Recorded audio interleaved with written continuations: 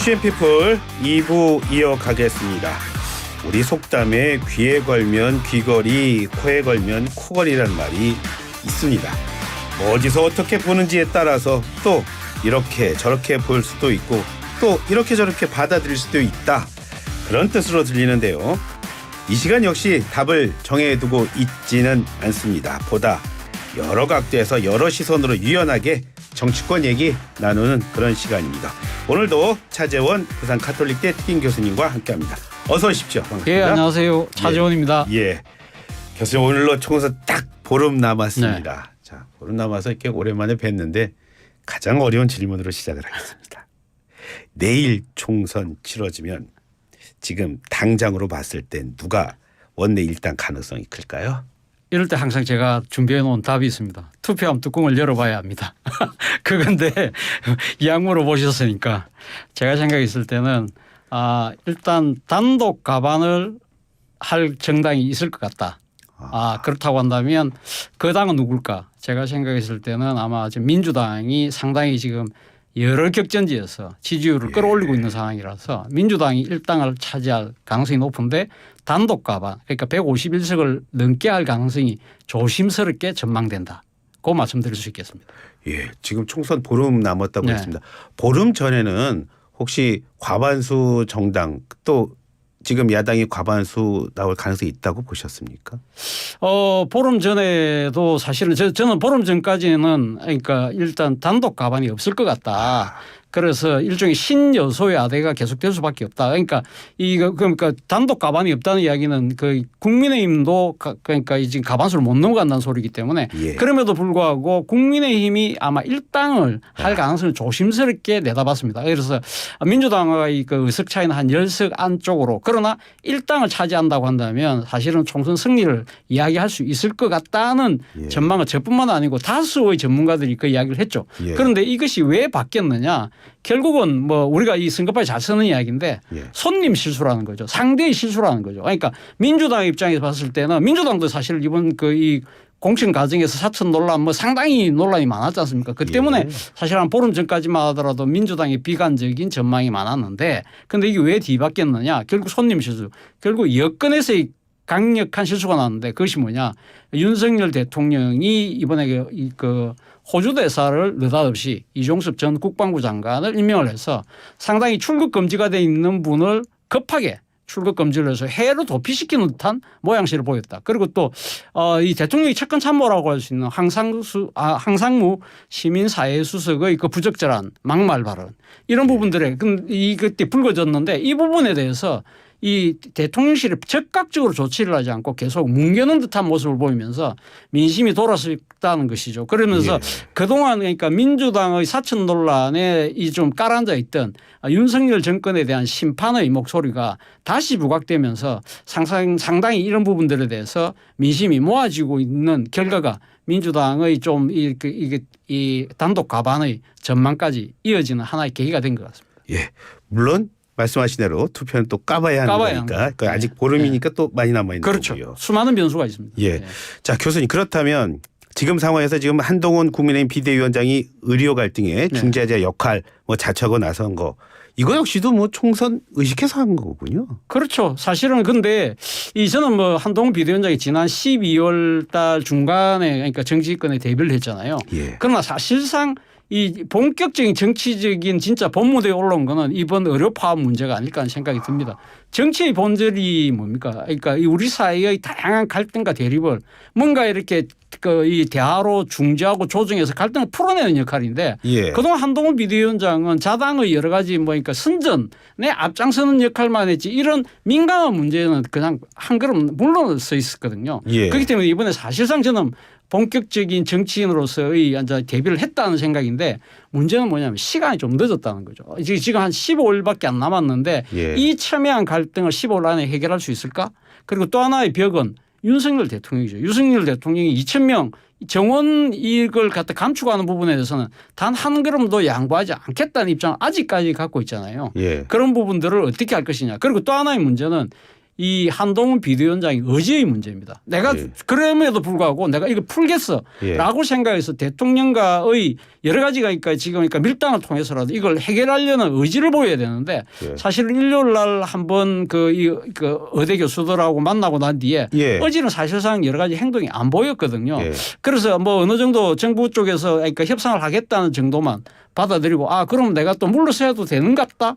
그 판단을 했다고 한다면 이 문제는 그럼 해결될 수가 없는 것이죠. 오전에 박근혜 대통령 전 대통령 만났는데 거기서도 의료개혁 의료 그 네. 파업 문제 이거 얘기했다고 하던데요.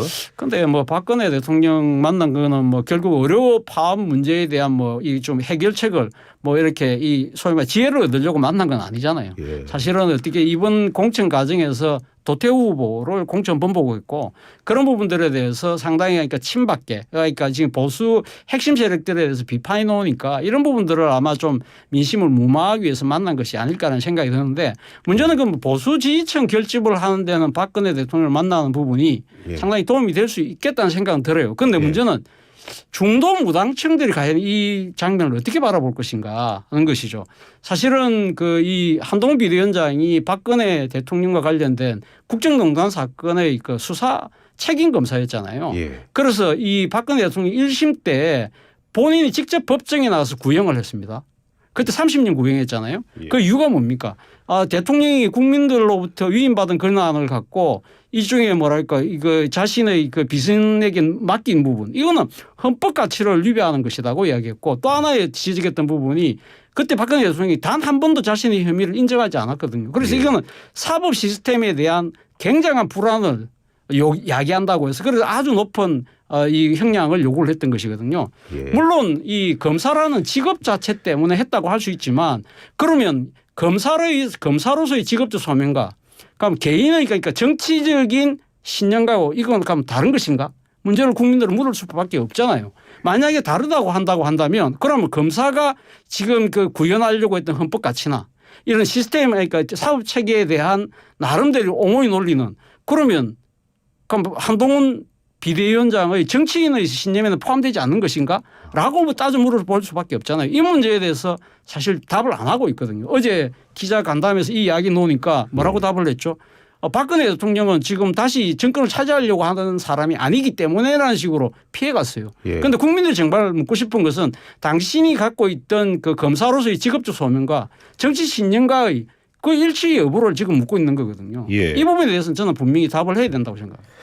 그렇다면 지금 말씀을 요약해 보면 한동훈 위원장이 박근혜 대통령을 만나러 간 것도 그렇고 네. 지금 의료개혁의 중재자로 나선 것도 그렇고 네. 두 개가 다 공통점이 양날의 칼을 가지고 있는 거고. 그렇죠. 그 때문에 사실은 이 여당의 대표라는 자리가 결코 쉽지 않다는 것이죠. 그래서 앞서 제가 말씀드렸지 않습니까?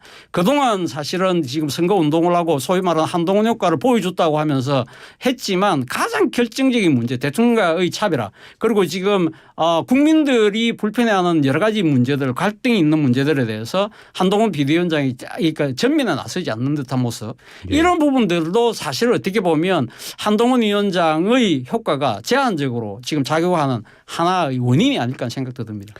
그래서 조금 전에 중도층 말씀하시면 중도층 때문에 그 나경원 그다음에 또 그 안철수 예. 이렇게 공동선대위원장 예. 하시고 네. 효과가 없었나 보죠.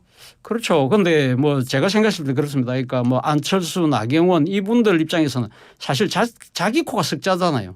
지금 본인들의 선거구 자체가 치열한 접전을 하고 있는 상황인데 예. 물론 그런 측면도 있지만 제가 생각했을 때는 이 그분들에게 진정한 역할을 부여했느냐의 부분인 것이죠. 예. 그분들 입장에서는 공동선대위원장으로서 이름은 올라가 있지만 내한테 예. 주어진 역할이 뭘까라고 생각할 가능성이 높다는 거죠. 많은 분들이 봤을 때도 이 두 분은 소위 말하는 얼굴마담 아니냐고 예. 본다는 것이죠. 지금 사실 한동훈 비대위원장이 지금 뭐 시장 같은 데 가면 뭐 완전히 막 미어 터지잖아요. 예. 그러니까 본인의 그러니까 일종 셀럽으로서의 인기 더 나아가서는 팬덤으로서 인기까지는 갖고 있지만 그러다 보니까 본인 혼자의 원맨쇼 뭐 이런 원탑 이런 부분들이 너무 지나치게 부각되니까 사실 공동선대위원장들 입장에서는 본인들이 설 자리가 없다고 판단한 것 같아요. 그래서 언론에서는 유승민 전 의원 구원투수 얘기도 나오는 것 같은데 가능성이 있다고 보세요?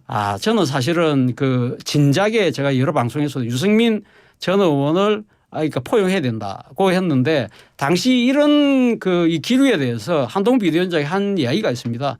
최소한의 기간이 있어야 된다. 그러니까 그동안 이 유승민 전 의원이 윤석열 대통령에 대한 여러 가지 비판을 했잖아요. 이런 부분들에 대한 소위 말하는 일종의 반성, 자기 반성이 없어서 안 된다는 이야기인데 선거 때는요. 이런 최소한의 기간이 아니라 최대한의 관용과 포용을 해야 되거든요. 그런데 사실 유승민 전 의원 입장에서는 이 시점에서 아마 선거가 상당히 판이 기울어져 있는데 내가 들어가서 도대체 뭘 할 수 있을까라는 생각도 있을 것이고 또 하나는 본인이 실제 그러니까 이 총선 그러니까 공천 국민이라고 한다면 뭐 그런 걸 받는다 하더라도 자신에게 그럼 뭐 예를 들면 험지라도 출마할 수 있는 권리를 주는 것인데 사실은 뭐 지금 아무런 지금 공천은 다 끝난 상황에서 당신은 그럼 다 와서 역할만 하고 정치적 보상이 없다? 이런 부분도 있을 것이고요. 그거보다 더 큰 문제는 유승민 전 의원이 생각했을 때 윤석열 대통령의 국정에 대해서는 상당히 비판적인 시각을 아마 상당히 비판하는 세력들과 비슷하게 생각하고 있지 않을까? 그렇다고 한다면 쉽게 뛰어들기가 쉽지 않다는 생각이 듭니다. 또 시기도 중요하군요. 시기도 언제 중요하죠. 어떻게 하는지만. 자, 그렇다면 이제 더불어민주당 얘기해 보겠습니다. 오전에 이재명 대표 재판에 나왔습니다. 네. 내가 없어도 재판 진행에 아무런 지장이 없다. 좀 불편하다. 이런 말을 하신 것 같은데 교수님 보시기에 민주당이 표심을 공략하는 데는 재판에 나가는 게 도움이 될까요? 아니면 불출석도 괜찮은 선택일까요? 제가 생각했을 때는 뭐 정해진 사업 절차에 적극적으로 응하는 것이 저는 필요하다는 생각이 들고요. 바로 그 때문에 사실은 이재명 대표의 사업 리스크를 지고 있는 상태에서 총선을 지휘하는 것이 맞느냐 이런 부분들이 지적된 나온 이유가 바로 거기 있는 것이죠. 그래서 지난번 재판에서 지금 좀 선거하는 기간 중에 안 나왔으면 좋겠다고 이야기하는데 재판부는 우리는 정치적인 고려를 그러니까 할 수가 없다. 그래서 안 나올 경우에는 강제 구인이라도 하겠다고 하니까 그래 놓은 것 같은데요. 아무튼 뭐 지금 어쨌든 그러니까 본인이 생각 억울하게 기소됐다고는 뭐 본인이 이야기하고 있지만 그러나 일종의 정해진 사법 절차에 적극적으로 응하면서 그러면서 다시 최선을 다하는 모습을 보이는 것이 저는 최선의 방안이 아닐까 생각이 듭니다. 앞서서 이제 어떤 판세들 얘기를 했습니다. 자, 그래서 질문을 드리겠습니다. 민주당이 지금 몰리고 있지는 않습니다. 네. 자, 요 며칠 교수님 보셨을 때 다 모아봤을 때 다 합쳐봤을 때 네. 민주당은 지금 무슨 생각하고 있을 것 같아요? 있는 것 같아요? 민주당 입장에서는 사실은 지금 일단 아마 일당이 확실할 것 같다고 본인들은 생각할 것 같고요. 그리고 만약에 과반수가 넘어갈 경우에는 윤석열 정권에 대한 여러 가지 견제를 어떤 식으로 입법할 것인가 문제. 그리고 또 이 과반수가 넘는다고 하더라도 만약에 야권 전체가 포함하는 그러니까 지금 확대가는 의석이 180석을 넘지 못하면 국회 선진화법에 의해서 상당히 여러 가지 그러니까 지금 이거 처리하기가 쉽지 않거든요. 예. 그렇기 때문에 아마 일단은 아마 마지노선을 아마 야권 전체 합쳐서 180석은 넘어가야 된다. 그래야 패스트트랙에 모든 법안을 태울 수가 있고 또 더 나아가서는 만약에 개헌선이 200석을 넘어간다고 할 경우에는 아마 지금 뭐 구체적으로 말은 하지 않지만 뭐 3년은 길다는 조국 혁신당의 구호처럼 아마 대통령 탄핵을 비롯한 여러 가지 아마 정치적인 시나리오까지 강구하지 않을까 하는 생각이 드는데 그러나 지금 아직까지 뭐 지금 제가 전망하듯이 뭐 다수당 일당 과반 획득은 가능하다고 하지만 그런 부분들을 공개적으로 드러내놓고 이야기했을 때는 오만하다는 이야기를 들을 수 있기 때문에 그런 부분들은 말은 안 하지만 그러니까 의석수에 따른 여러 가지 시나리오들은 아마 이 전략적 차원에서 충분히 지금 검토하고 있지 않을까 하는 생각이 듭니다. 민주당은 지금 교수님 보시기에 몸조심에 들어갔다. 뭐 그런 측면이 있는데 문제는 제가 생각해서 좀 그런 모습을 보여야 되는데 지금 이재명 대표가 유세에서 보이고 있는 모습은 약간은 정반대의 모습이라는 거죠. 그런데 왜 이렇게 정반대의 목소리를 낼까? 그거는 아무래도 지금 윤석열 정권 심판에 대한 이 일종의 목소리가 다시 분출하고 있기 때문에 이걸 좀 더 끌어올려야 되겠다는 생각도 있지만 그것도 작용을 하지만 또 하나는 조국 혁신당과의 경쟁 체제라는 부분도 아마 감안을 하고 있지 않을까 생각이 듭니다. 어떤 면에서요? 조국 혁신당이 지금 내세우고 있는 것이 3년은 길다. 윤석열 정권에 대해서 소위 말해서 이 뭉치선 뭐 임진왜란때 이 적선을 치고 나가는 그러니까 뭉치선의 역할 그러니까 선봉장을 하겠다. 그런 부분들에 대해서 사실은 많은 지금 이 윤석열 정권의 비판적인 그 표심이 몰리고 있거든요. 그래서 이 비례정당 같은 경우는 지금 조국혁신당이 1위로 나오는 경우가 상당히 많습니다. 그렇기 때문에 그런 상황에서 만약에 어서건 자신들이 훨씬 많이 갖고 가겠지만 이 지금 비례 득표율에서 만약에 조국혁신당이 밀릴 경우에는 자칫 잘못하면 전국 주도권도 상당히 어느 정도 내줘야 될 수도 있다는 생각도 들 것 같고 또 한편으로는 조국혁신당을 끌고 있는 조국 대표가 정치 입지가 상당히 만약에 탄탄해질 경우에는 앞으로 차기 대선 과정에서 대권 과정에서 뭐 두 분 다 사법 리스크를 갖고 있지만 예. 어쨌든 상당한 라이벌이 될 수 있겠다는 생각 그런 부분들을 감안해서 아마 지금 유세장에서 강하게 목소리를 내고 있는 것이 아닐까 하는 생각이 드는데 예. 그런 부분들이 자칫 예. 오만하게 비친다거나 말실수 같은 것이 될 경우에는 상당한 정치적인 후폭풍을 자초할 수도 있는 거죠.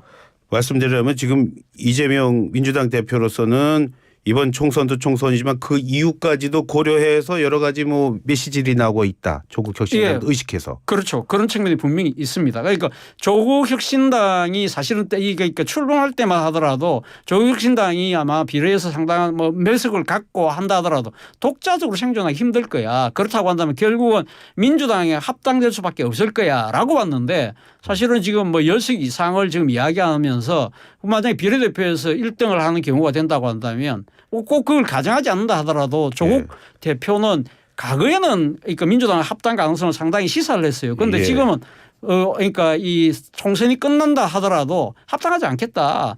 본인이 독자의 길로 가겠다는 이야기를 하고 있거든요. 그 이유는 뭐 일단 지금 선명한 이 중에 공격성을 할 수 있는 아주 그러니까 뭐랄까 그러니까 지금 몸집이 가벼운 정당으로서의 그러한 역할을 하겠다는 것이지만 그걸 넘어서는 제가 생각했을 때는 결국 이재명 대표와의 잠재적인 여러 가지 일종의 뭐랄까 향후 차기를 내다본 그러한 이 경쟁의식 그런 것도 숨어 있지 않나 하는 생각이 듭니다. 그런 면에서 볼 때 윤석열 대통령을 향해서 강한 메시지를 보내야 하지만 그러면서도 또 말조심을 해야 하는 그런 어려움에 있다. 자, 그런 상황에서 최근에 CS의 논란은 어떻게 보셨습니까? 뭐요?